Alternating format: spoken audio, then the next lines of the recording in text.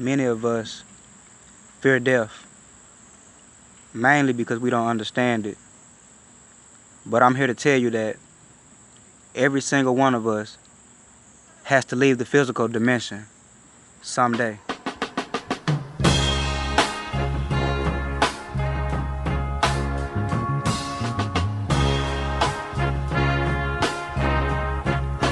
If you had a choice of colors, which one would you choose, my brothers? If there was no day or night,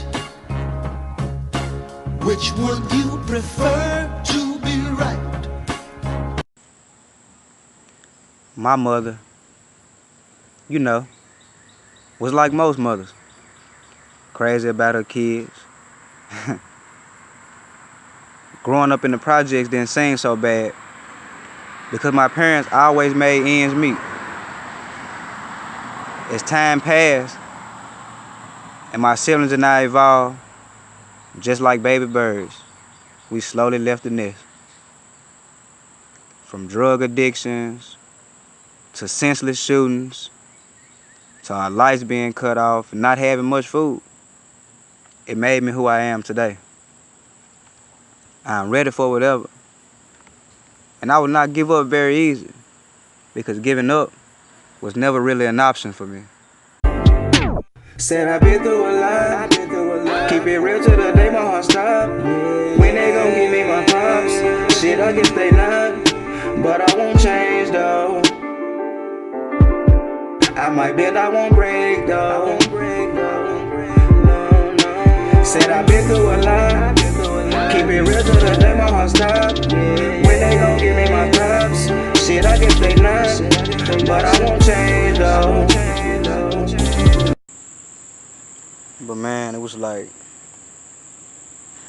right when I started to heal myself mentally, physically, and spiritually, boom, my mom had a stroke.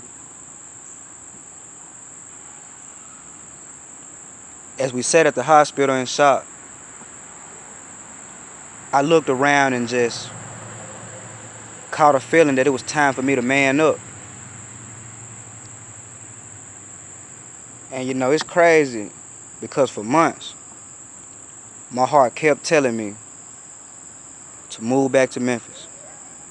I kept pushing it off because I had my own life that I was worried about. But I had to learn. I had to learn, that following your heart, it'll lead you in the right direction. If not by choice, then by force. So as time passed, things started to get a little better. We visited her at the nursing home from time to time. We kept her company. You know what I'm saying? And eventually she had got to the point where she had returned and came back home.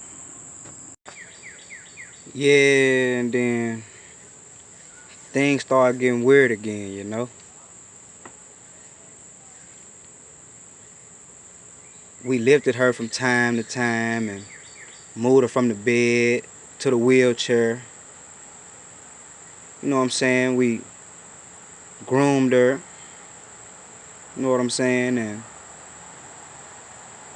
we even fed her. And at those moments, it just reminded me of times when I was a baby and she used to feed me. And I was like, man, it's crazy how life just reverses. Suddenly, man, she had another stroke. You know what I'm saying? This time it raised eyebrows. Once we had been informed that she might not make it, it was the day that I knew my life would never be the same again.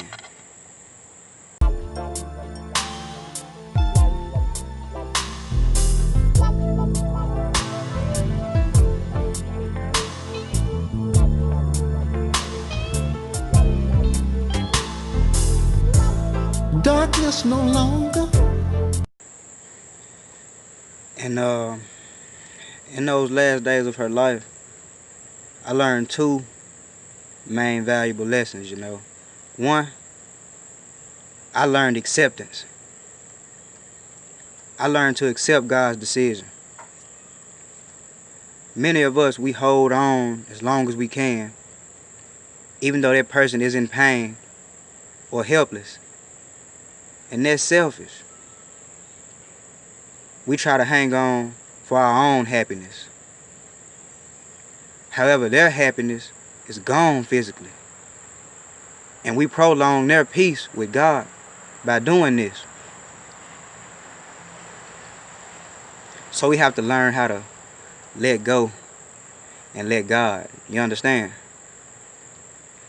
And number two, I learned to always follow your heart. Because love, it never fails. You know, as God began removing people out of my life and situations, I seen the signs that it was meant for me to come back to Memphis. I literally left everything except for my clothes and my studio because my heart was just telling me something, just telling me to come back, just telling me to come on back, you know what I'm saying? It's crazy. And it came to me. I realized that if I would have waited and never came back, I would have never got to spend those last moments with my mom. So follow your heart and don't fear change. You know what I'm saying? Sometimes God will remove fake people and situations out of your life and place you around people who truly love you and care about you. So before I go out, I just want to say, never fear death. Because none of us, we'll never know when, where, and how we will leave this place. But the plan is to be ready when it's time. It's a new day, a brand new day. A change of mind for the human race. Operation in flux, and it's on the way. We just marched 1 million plus the other day. Look, we all witnessed the sweat rolling down Miss Liberty's head. She knows the sleeping giant is no longer sleeping dead. Oh, what a fulfillment of prophecy.